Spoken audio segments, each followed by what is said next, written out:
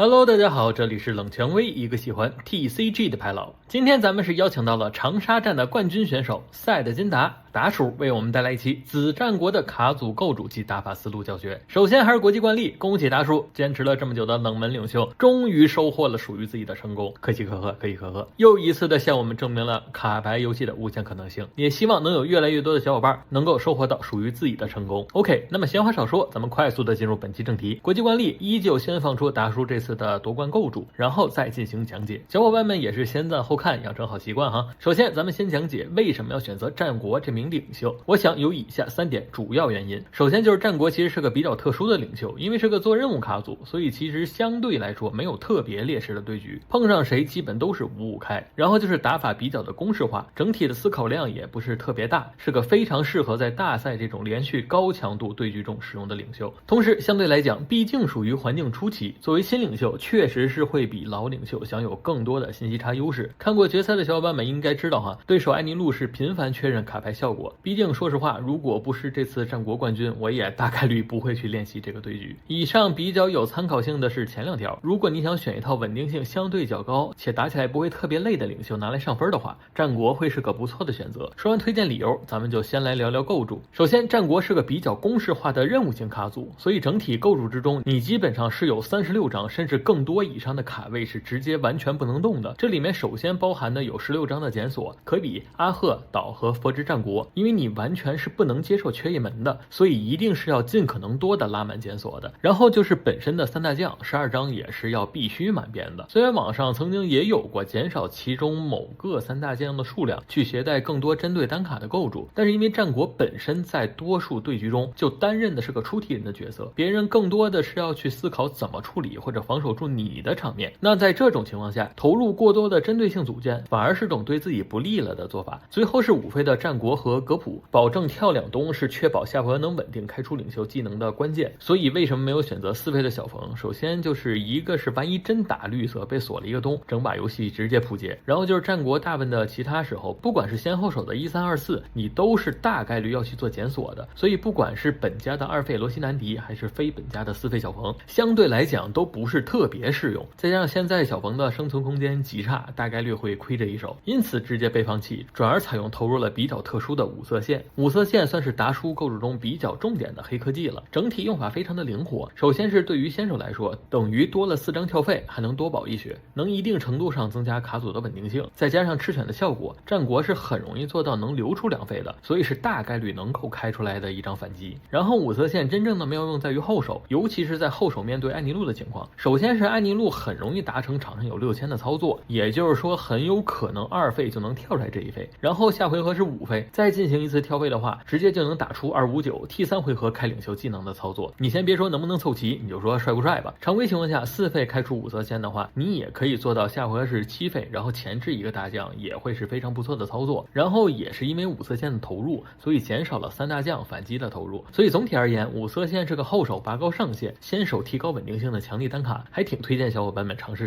的。然后就是为了配合赤犬，选择投入的配合卡，4张万雷，3张伽马刀和1张橡皮雷。万雷不太用解释，自从赤犬登场，现在几乎是瞻子陛下，前期可以白嫖1000边，后期可以用来免费过小强。在战国卡组里，因为领袖技能存在，所以经常会在6东以下，可以说是极其适配。伽马刀和雷就是标准的环境针对卡，安尼路多就伽马刀多，其他的多就雷多一点。以上就是构筑的部分了，因为整体比较固定，所以也比较好理解。最大的巧思可能就是5色线了，感兴趣的真的可以去试试。构筑说完，咱们快速的说下卡组公式，其实也没啥可说的，过于简单直接了。除了刚才说的打艾尼路需要搏上限以外，其他的基本都是统一的 T4 3大将。那么前面的节奏就是 T1 加 T2 做检索， T3 跳费，哪怕后手也尽量跳一下，然后 T4 发领袖技能，之后才等于正式开始游戏。这里注意是尽量不要多余用东了，保证自己能用6东进入下回合就好了，不然东太少，战国的操作空间会特别小。然后如果对方给的进攻压力不大，推荐再拉一波，其他的就根据具体情况判断是强血还是控场了，这部分就看我往期考研班就可以了，毕竟没有有公式了，全看临场了。公式说完，就开始跟大家聊下具体的对局思路。首先是黄蓝娜美，整体是个小优对局，因为娜美几乎是没有什么场面控制能力的领袖，雪多的特点在面对频多卡组没什么大用，属于不依赖投资胜利的对局。先后均可，能选的话要选先。艾斯也是先后均可，持续不断的8000还是比较有防守压力的，再加上赤犬比较好处理他的场面，因此先后都优，能选先。安妮路则是最要求投资的对局，后手如果不是天胡会非常的劣势，因为战国本身就是资源比较少的领袖，面对安妮路的冲锋基本没有什么特别好的办法，属于特别依赖投资的对局。因为先手的战国基本上是跟安妮路同频战场，甚至应该说还稍微快一点点的，然后就有比较富裕的空间去处理他的场面了，属于先手优势后手劣势的对局。同样先手优势后手劣势的对局还有露西，因为先手的露西还是太厉害了，这个对局就是谁先手谁就有场面的对局。露西先手就会有比较多的轮次去处理战国的场面了，但是后手的话，因为露西是先占场面，那么就算战国一波战仨，露西也完全有轮次去处理你的场面，所以也会比较依赖投子。鹰眼最近也是多了起来，因为绿色有大殿小殿两个比较克制咱们的单卡，所以这个对局的核心思路跟以往对局不太一样，就是要尽可能的发挥紫色的优势去打提速，还原这种自起力的角色也会比以往更加关键，尽可能是要搭配赤犬把鹰眼前面的场面清理干净，让他就算拍罗贝了，场上也只有罗贝，争取更多轮打手牌的机会，属于先手军事后手大劣势的对局。皇子克拉松也是标准的先手对局，因为克拉松先手扑的太快了，你凑半天碰拉出来一波才能将跟人家场面持平，然后人家开始下个赤犬反解你的场面，你更是一点招都没有，再加上他有黄色的黄猿，我打不过你也还能跟你拖呀，拖到我场面打得过你不就好了，属于是虽然是同一个师傅教的，人家还比你多学了2招，